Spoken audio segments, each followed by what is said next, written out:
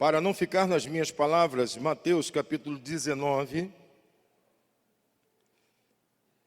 versículo 4, está escrito: respondeu-lhes ele: não leste que no princípio o Criador os fez macho e fêmea? Então, essa é a referência do que nós falamos. Voltando para Gênesis capítulo 4, verso 19, diz que Lameque tomou para si 2 mulheres, o que é contrário ao princípio. Essa já é a perversão. O nome de uma era Adá e o nome da outra Zilá. Verso 20. E Adá deu à luz a Jabal e Aval. Este foi o pai. Pai aqui nós entendemos como pioneiro, primeiro A. Pai dos que habitam em tendas e possuem gado. Verso 21. O nome do seu irmão era Jabal e Uval. Esse foi o pai, o primeiro de todos os que tocam harpa e flauta. Verso 22. Da outra mulher, Zilá, também deu à luz a Tuval-Caim, ou Tubal-Caim. Mestre, ele não é pai, ou seja, ele não foi o primeiro. Alguém já trabalhava em cobre e ferro e ele vai ser mestre, ele vai tornar aquilo que já existia mais eficaz, com melhor tecnologia. Verso 22, novamente, Zilá também deu à luz a Tuval-Caim, mestre de toda a obra em cobre e ferro. A irmã de Tubal-Caim, era Naamá. Ok, nós vamos observar que de Caim a Tubal-Caim, nós teremos um crescimento gradual ao longo da história dessa gente que viveu no capítulo 4. A tendência é que aquilo que Caim fez seja gradualmente inseminado de maldade, de malícia, de engano e principalmente de revolta contra Deus. É como se a cada tempo em que aquela gente ia se misturando e ia se multiplicando, ia crescendo no meio deles uma maldade extrema contra Deus. Nós vamos tentar mostrar isso. Vamos pensar aqui primeiro em Caim. Vamos voltar para o início do capítulo 4 e vamos pensar um pouquinho em Caim e pontuar algumas coisas aqui. Por exemplo, capítulo 4, verso 1. Conheceu a Adão, a Havá, sua mulher, e ela concebeu e teve a Caim, e disse: alcancei do Senhor um homem. Verso 2. Tornou a dar à luz e teve a Hevel, Abel, seu irmão.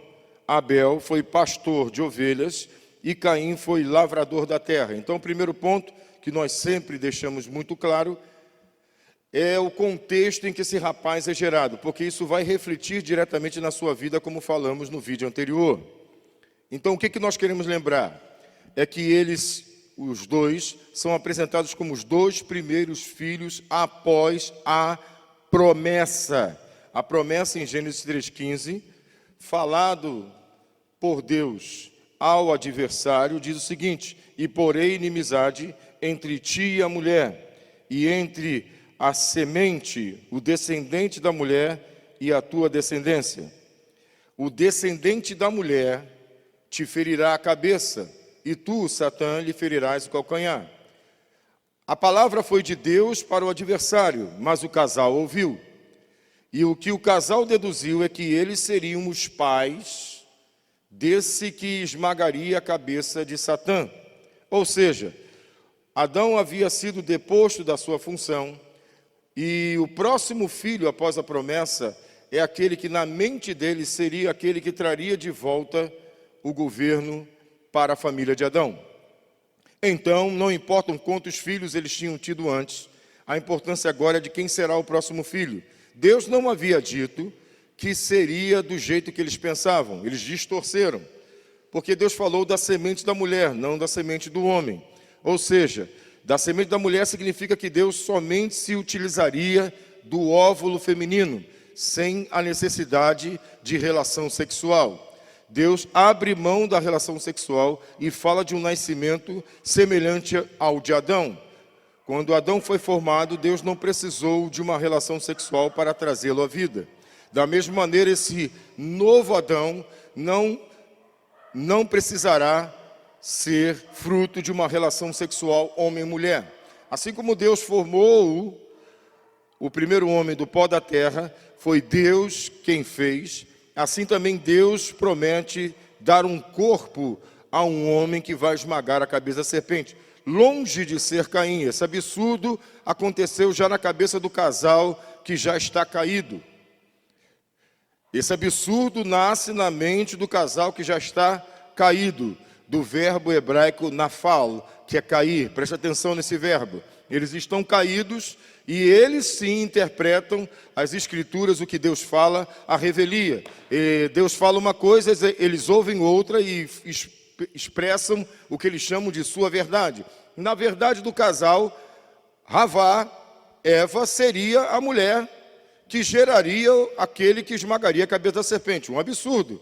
Ela estava longe de ser virgem e não seria da relação com Adão, porque era necessário que aquele que viesse não fosse filho do pecado, filho da transgressão, filho da iniquidade que já existia em Adão. Preste atenção.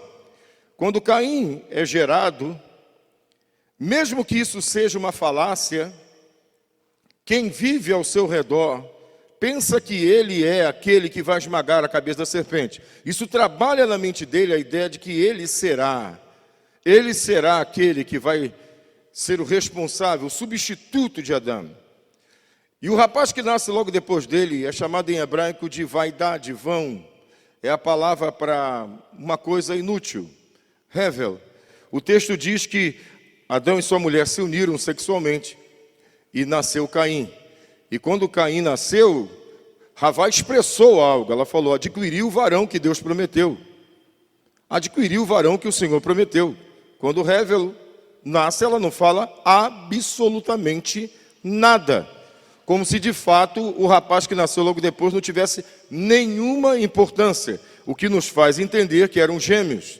E se o primeiro saiu e o primeiro é que interessa, o segundo não tem nenhuma importância. A grande ironia da questão é que aquele para quem eles dão importância não terá nenhuma importância para Deus. E aqueles que muitas vezes pensam que ser famoso no mundo dos homens é o mais importante, fica aí a lição. Eles olharam para Caim e falaram, é esse o rapaz. Olharam para Abel e falaram, esse aqui a gente não precisava, veio a mais. E aqueles que são desprezados muitas vezes, são aqueles a quem Deus escolhe. Foi o caso de Abel. Esse que foi considerado vão, foi aquele que Deus escolheu. Na história dos dois, o texto sagrado diz, versículo 3 do capítulo 4, ao cabo de dias, trouxe Caim do fruto da terra uma oferta ao Senhor. Verso 4. Abel também trouxe dos primogênitos das suas ovelhas e da sua gordura. O texto do verso 4 do capítulo 4 de Gênesis diz, atentou Deus para Abel e também para a sua oferta. Ou seja, o que mais agradava a Deus não era o que Abel tinha para trazer, como nós temos falado, mas a pessoa de Abel. E o que mais desagradava a Deus em Caim não era o fruto da terra, porque isso é abençoado por Deus. Ok? Mas quem ele era? Duas pessoas que viveram de maneira diferente desde pequeno. E nós temos aí uma ideia muito forte da boa semente e da má semente. A má semente, ela cresce com a tendência de superar a boa semente. No contexto que nós queremos deixar que você preste atenção, quando os dois trouxeram e Caim foi rejeitado, o semblante de Caim caiu diante de Deus. A ira subiu ao coração. E ele desafia a Deus.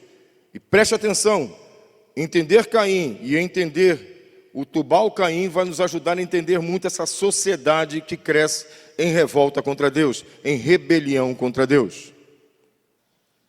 Ok. De posse dessa informação, de que Deus não teria aceitado a sua oferta, Caim convida seu irmão Abel e o assassina de maneira violenta. E é isso que eu quero chamar a tua atenção, porque logo depois que Caim assassina seu irmão, nós temos comentado ao longo dos anos que nós sentimos falta de um apego a Abel porque, como falamos, a mulher deu significado ao nome Caim. Adquirimos o varão que o Senhor prometeu. Quando Abel nasceu, nenhuma importância. Agora Abel é assassinado e não existe nenhum tipo de choro, lamento, que seja sentir a falta do filho. Ninguém velou Abel nessa família. O interessante é que quem vai velar Abel é justamente aquele que era seu pai. Quem mais vai sentir a falta de Abel é quem com ele se relacionava todos os dias. Ou seja, o Criador foi até Caim e perguntou: onde está Abel, teu irmão? Onde está Abel, teu irmão? O Criador reivindicou, porque o texto sagrado diz que o sangue de Abel clamou desde a terra, ou seja, Caim assassinou o seu irmão e escondeu o seu corpo. E Deus então ouviu o clamor de alguém que não clamaria mais para homens. Isso mostra o poder de Deus de ouvir as vozes mesmo depois que o nosso corpo dessa sepultura. As Escrituras dizem que para Deus todos vivem. Para Deus todos vivem. Deus ouve a voz do sangue. Nós lembramos de Apocalipse capítulo 6, onde vítimas de martírio clamam a Deus e Deus ouve. Porque Deus é o Deus dos espíritos. E Deus vai até Caim, aborda Caim: onde está teu irmão Abel? E ele desafia a Deus de uma maneira que essa sociedade do capítulo 4 vai desafiar numa graduação cada vez maior até Tubal-Caim. Ele diz o seguinte: sou eu o guardador do meu irmão, parafraseando, tu é aquele que deveria proteger o meu irmão, já que ele é teu filho. Então, observe que, já nesse contexto, observamos a ideia dos filhos de Deus e dos filhos dos homens. Quem seriam os filhos de Deus? Aqueles que, como Abel, mantêm uma relação íntima com Deus e Deus os reconhece como filhos. Aqueles que Deus aceita e, por isso, aceita o que eles fazem, o que eles trazem. E aqueles a quem Deus rejeita, porque suas obras seguem o padrão maligno, o padrão de Adão. Filhos de Deus, filhos de Deus, filhos dos homens, filhos do maligno. Ok, o que Caim faz a Abel, no capítulo 6, versículo 11, vai ser chamado de Ramás. Ramás não se refere diretamente ao grupo islâmico, ao grupo terrorista. Ramás significa violência. Mas observa que tipo de violência Caim faz, para que você possa entender essa mistura, como ela é perigosa. Quando Caim percebe que foi rejeitado por Deus e que não terá direito ao sacerdócio, ele assassina o seu irmão com a intenção de ferir o eterno. É isso que é Ramás. Ramás é uma violência não pela violência, mas é tentando atingir aquele que não pode ser atingido, tocando diretamente naqueles a quem Deus ama. Isso é Ramás, isso é violência. Depois nós vamos falar um pouco mais sobre isso. Ok, os filhos dos homens, os filhos do maligno, tentam então sufocar, impedir que os filhos de Deus venham assumir a liderança. Ele faz isso e mais tarde, no capítulo 4, no versículo 23, nos últimos nomes, Lameque, Jabal, Jubal e Tubal-Caim, nós vamos ver um acréscimo cada vez maior desse tipo de sentimento, de Ramás, de violência contra o reino de Deus. Olha o verso 22. Zilá também deu à luz a Tubal-Caim, mestre de toda a obra de cobre e de ferro. A irmã de Tubal-Caim foi Naamá. Verso 23. Disse Lameque às suas mulheres: Adá e Zilá, ouvi a minha voz. Vós, mulheres de Lameque, escutai as minhas palavras. Veja o que ele diz: matei um homem por me ferir e um rapaz por me pisar. E no verso 24 ele sentencia e desafia Deus. Se Caim há de ser vingado 7 vezes, com certeza Lameque o será 77 vezes. Ele quer dizer o seguinte: Deus colocou uma marca em Caim e disse que aquele que o tocasse seria vingado 7 vezes. Ou seja, Deus coloca uma marca porque, para Deus, pessoas como Caim receberão dele um juízo especial. O texto sagrado diz: a mim pertence a vingança, eu retribuirei, diz o Senhor. Então ele é separado, ele está separado, destinado para o juízo. Deus não quer que ninguém vingue Abel, porque a vingança dos fiéis de Deus está sob a jurisdição do Eterno. Ele então fala que ele vingará. Lameque reivindica isso 77 vezes. Ou seja, o que Caim fez na mente de Lameque é pequeno diante daquilo que ele fez. Então a minha pergunta é: quem seria esse homem que ele matou por lhe ferir e esse rapaz por lhe pisar? Nós sugerimos que seja um grau de parentesco maior do que o grau de irmandade entre Caim e Abel. Quem ele teria matado por lhe ferir? Quem ele teria matado por lhe pisar? Quem seria esse homem, esse rapaz que ele assassinou a ponto de chamar as suas mulheres e desafiar o Eterno? Observa, não é somente Caim que é filho do maligno. Existe uma sociedade de malignos. Não é somente Caim que é um espinho que nasce, que cresce para sufocar. É uma sociedade de espinhos, é um grande espinheiro que a Bíblia vai chamar de mundo. Não somente eles são inimigos de Deus, mas tudo aquilo que eles fazem concorrem para tornar a palavra incapaz de chegar ao seu produto final. Ou seja, no terreno pisado, ela é incapaz de germinar. No terreno com pedras, ela é incapaz de amadurecer. E no terreno com espinhos, não vai chegar ao produto final. Ok? Eu queria dizer o seguinte para você. Nós vamos então pensar da seguinte maneira: existe uma sociedade e nós vamos apresentar para você a raiz verbal de alguns nomes dos filhos de Lameque. É interessante que, se você observar, os próprios nomes em si já são parecidos: Jabal, Jubal, Tubal. E esses nomes, eles contêm a mesma raiz. É muito interessante, o mesmo radical. Preste atenção, nós vamos apresentar para você.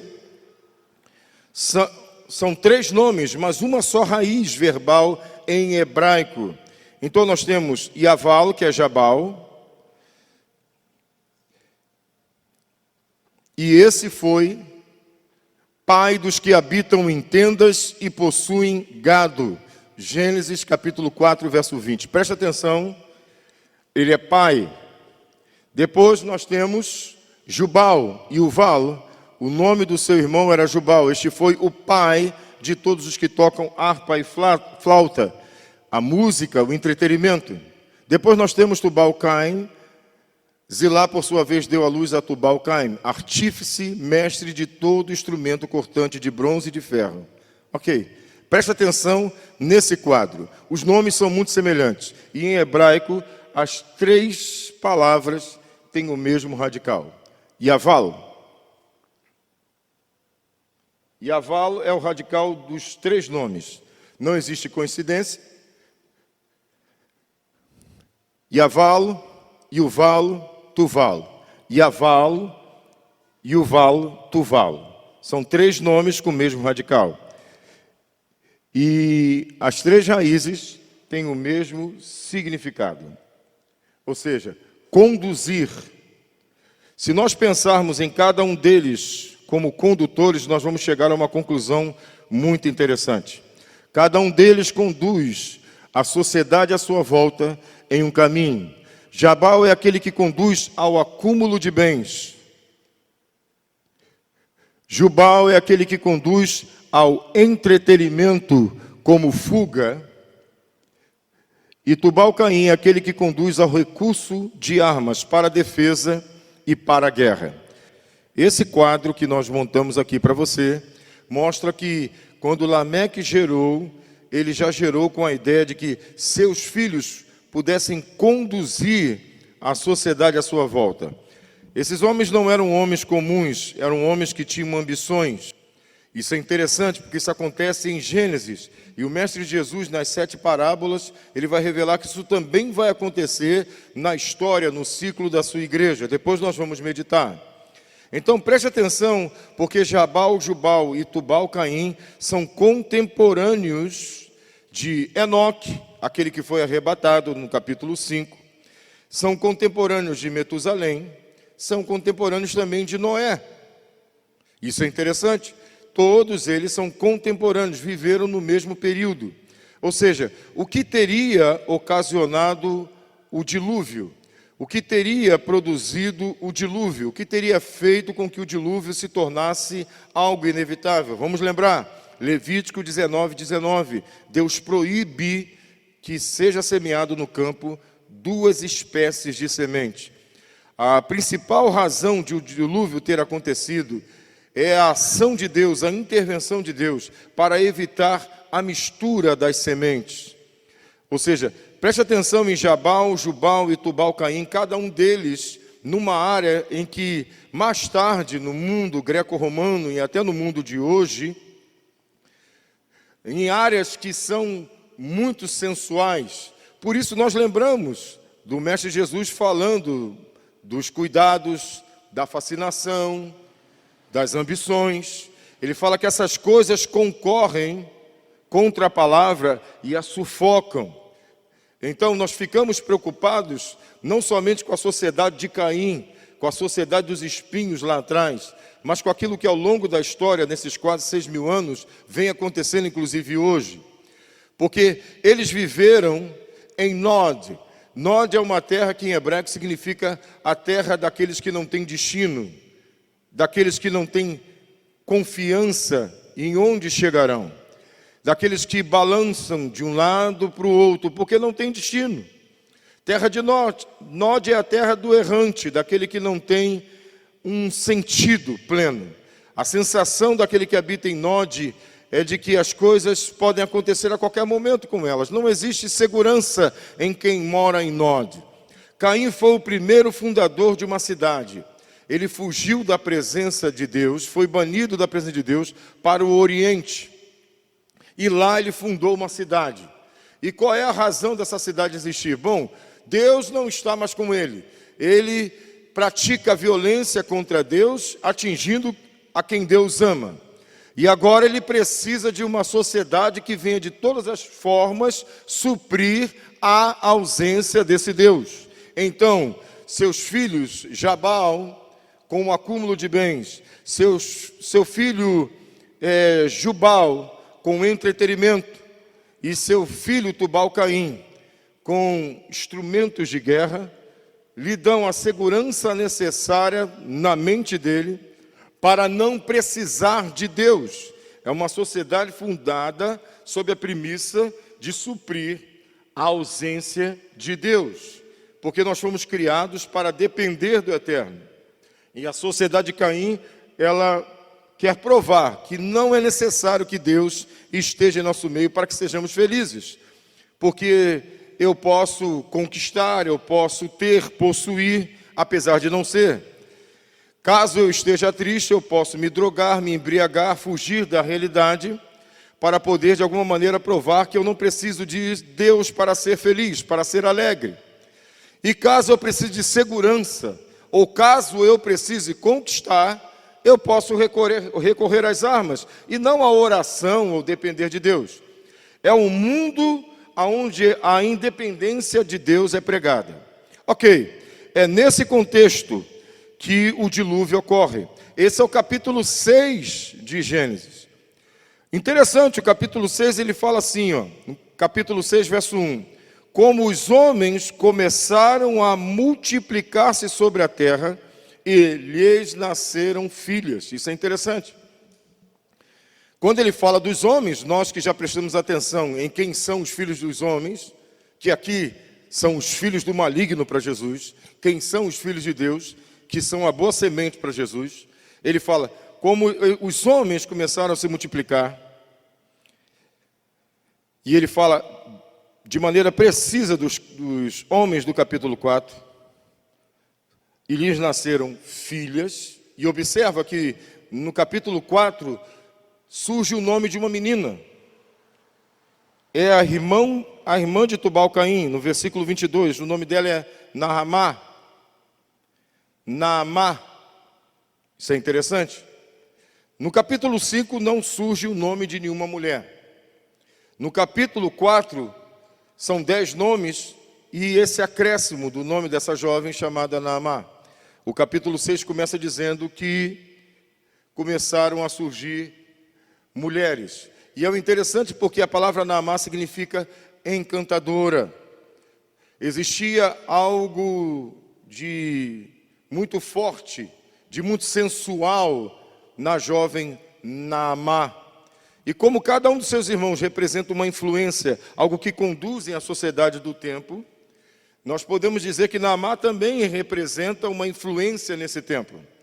E o versículo 2 do capítulo 6 de Gênesis diz: viram os filhos de Deus, os que estão no capítulo 5, que as filhas dos homens, os que estão no capítulo 4, eram formosas, e tomaram para si mulheres de todas as que escolheram. Ok?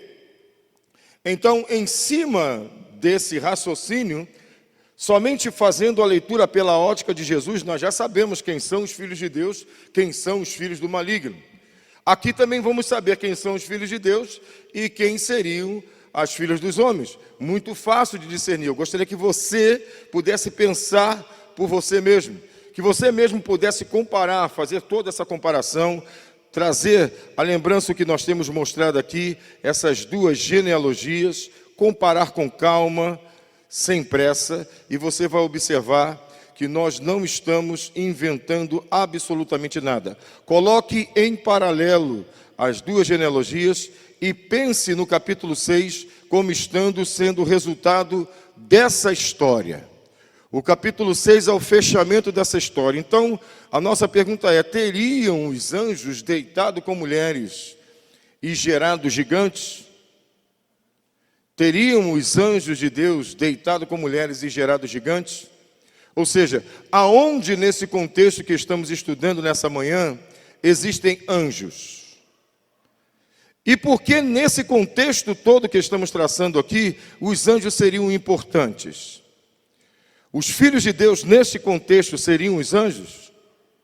Os filhos dos homens ou os filhos do maligno seriam filhos de anjos com mulheres?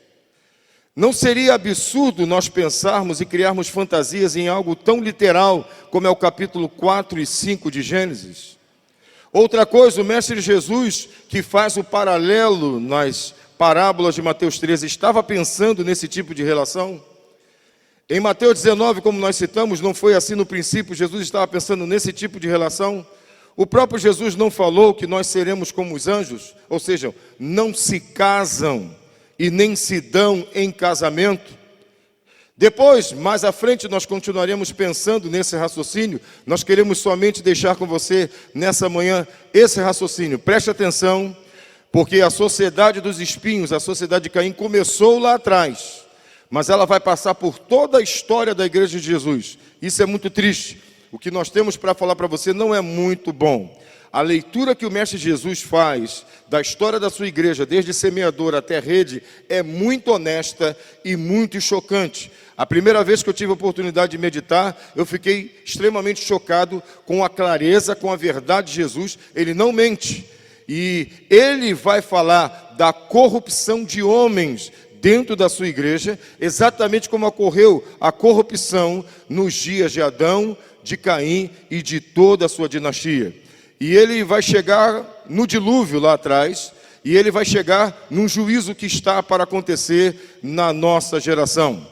Ou seja, assim como aconteceu o dilúvio, para evitar a mistura, porque não pode haver duas sementes juntas, assim também Deus vai intervir mais uma vez. Eu quero deixar para você a bênção no deserto, como nós temos ministrado nesses dias de deserto. Que o Senhor te abençoe e te guarde.